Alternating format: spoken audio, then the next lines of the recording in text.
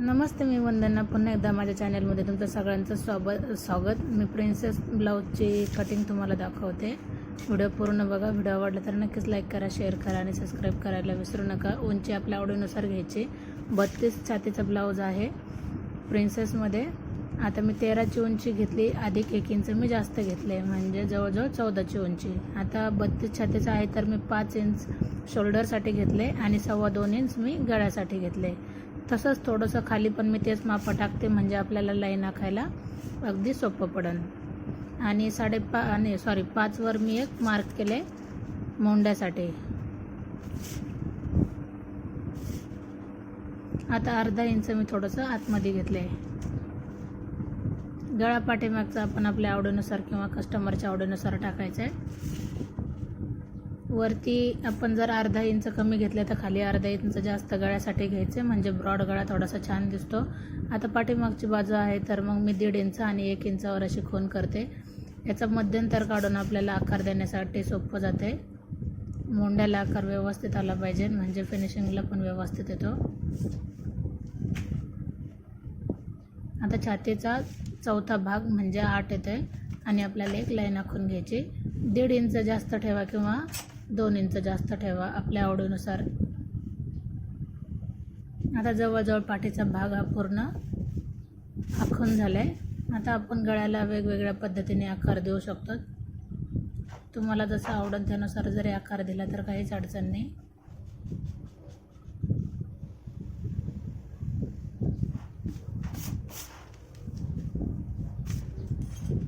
आणि आहे तशी पूर्ण कटिंग करायची.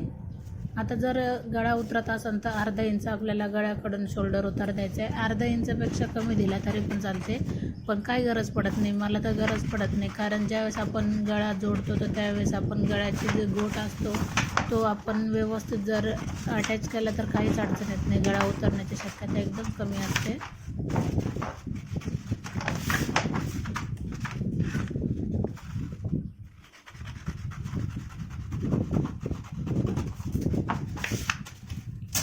आता आपल्याला समोरच्या बाजूची कटिंग करायची, तर नेहमीप्रमाणे सांगते, हर एक व्हिडिओमध्ये सांगते, ज्यावेळेस आपल्याला प्रिन्सेसचा समोरचा भाग कट करायचा आहे तर आपल्या उंची पाठीच्या भागापेक्षा आपल्याला 1 इंच जास्त ठेवायचं आहे आणि एक लाईन आखून घ्यायची. नंतर आपल्याला आहे तसा पूर्ण पाठीचा भाग त्याच्यावर ठेवून आपल्याला आखून घेतलं तरी चालते, किंवा मग माप टाकले तरी चालते. तर मग मी आहे तसंच पूर्ण आखून घेणार.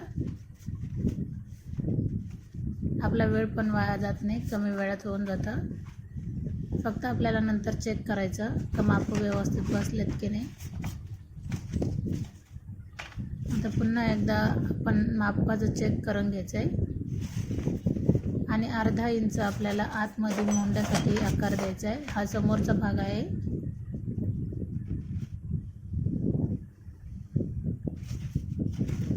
आणि गळ्याला आपला गळा जेवढा आहे तेवढा घ्यायचा आहे, 2.25 इंच. आणि समोरचा गळा मी 6.5 घेतला आहे. आणि वरती 2.25 घेतले तर खाली मी 2.5 पावणे 3 घेते, म्हणजे व्यवस्थित गळा बसतोय. आता डॉट पॉईंट मी दिले 10 वर आणि आडवं माप घेतले मी.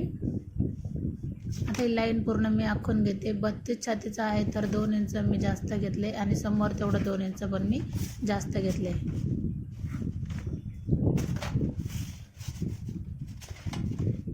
आता आपल्याला लाईन आखताना बघा, जे आपण एक्स्ट्रा कापड घेतलेलं आहे त्याच्यापर्यंत मी लाईन आखली आणि ही पण लाईन पूर्ण करून क्रॉसमध्ये आखून घेणार.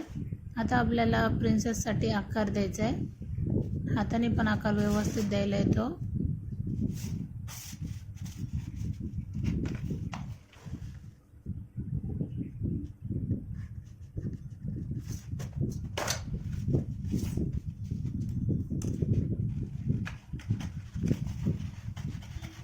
आणि पूर्ण आहे तशी कटिंग करायची. खूप सिंपल पद्धतीने मी सांगण्याचा प्रयत्न करते. कमेंट करत चला, म्हणजे मला नक्की लक्षात येईल तुम्हाला कशावर व्हिडिओ आवडतो, माझी पद्धत आवडते का नाही आवडत. पण तुम्ही ह्या पद्धतीने जर प्रिन्सेस ब्लाऊज कटिंग केलं तर नक्कीच तुम्ही स्वतः शिवून बघा. खूप सुंदर अशी फिनिशिंग येते. काही जरी अडचण आली तर नक्कीच कमेंट करा. तुमच्या कमेंटचं उत्तर नक्कीच देण्याचा प्रयत्न करेन. 100% देणारच कमेंटचं उत्तर. आता आपल्याला लगेच बाही कटिंग पण करायची, तर मी तुम्हाला ते पण लगेच ह्याच व्हिडिओमध्ये दाखवते. तर आपल्याला उंचीनुसार बाही घ्यायची, तुमची किती पण असू द्या, काय अडचण नाही. जर साधा पीस असेल तर आपल्याला 1.5 इंच शिलाई मार्जिंगसाठी जास्त ठेवायचे, कारण ते आपले मुडपण्यात जाते, जसं मी याच्यामध्ये दाखवते. कारण आपण 2 फोल्ड असतं, थोडंसं कडेला आणि नंतर मग 1 फोल्डची घडी असते. आणि जेवढं माप बसते असं क्रॉसमध्ये आपल्याला मोजून घ्यायचे मोंड्याचं, त्याच्यामध्ये 1.5 इंच मिक्स करून आपल्याला घडी टाकायची. आणि ज्यावेळेस आपण बाहीची उंची घेतो त्याच्यामध्ये आपल्याला अर्धा इंच एक्स्ट्रा ठेवायचे वरती, कारण ते शिवण्यामध्ये जाते. आणि जवळजवळ असं माप मी 2.25 वर घेतले. आणि आपल्याला बाहीला आकार देऊन घ्यायचा. खूप सिंपल पद्धतीने बाही पण सांगितली मी तुम्हाला. दंडघेर जेवढा आहे त्याच्यामध्ये आपल्याला 1.5 इंच मिक्स करायचे आणि अशा पद्धतीने आहे तशी पूर्ण कटिंग करायची. आता ज्या वेळेस कापड असतं तर आपण ते मुडपून कशा पद्धतीने कट केलं पाहिजे तर ह्या व्हिडिओमध्ये नक्की बघा. उरलेला कपडा मी पूर्ण कट करून टाकते. बघा, अगोदर असं फोल्ड होतं आणि नंतर अशा पद्धतीने फोल्ड होतं. तर ज्यावेळेस आपण कड्याचं कट करतो तर अशा पद्धतीने कट केलं तर आपल्याला आपला पॉईंट बरोबर येऊन जातो का आपल्याला कुठून आपल्याला बाही मोडपायची. तर आपल्याला समोरच्या भागाला आकार लगेच देऊन घेतला आहे मी. अशा पद्धतीने पूर्ण ब्लाऊजची कटिंग झाली. व्हिडिओ आवडला तर नक्कीच लाईक करा, शेअर करा आणि सबस्क्राईब करायला अजिबात विसरू नका.